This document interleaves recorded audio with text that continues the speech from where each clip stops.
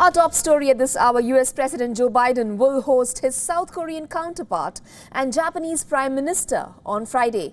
The leaders are expected to discuss challenges in the Indo-Pacific region. However, leaders are alerted that North Korea could fire ballistic missiles ahead of the Trilateral Summit at Camp David.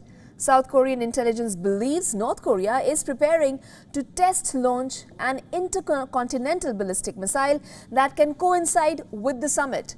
The missile launch could also be a show of defiance against the upcoming second round of large-scale military drills between the US and South Korea.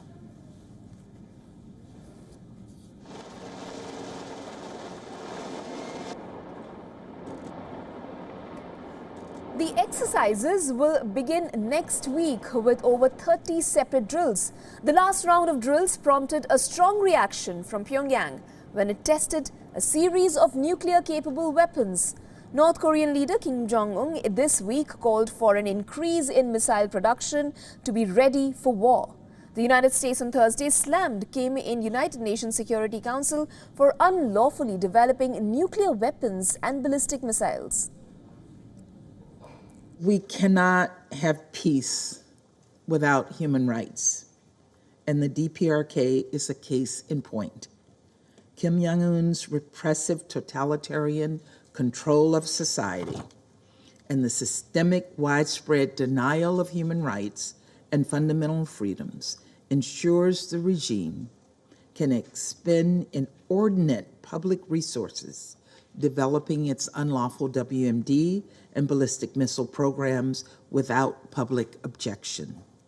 This war machine, which stands in violation of multiple Security Council resolutions, is powered by repression and cruelty. During the summit at Camp David, US, Japan and South Korea are expected to launch a series of joint initiatives on defense and technology. The three leaders will set up a three-way hotline to communicate in times of crisis. They are expected to discuss their shared concerns on China and North Korea. China is also closely watching the summit and is said to be on high alert ahead of it.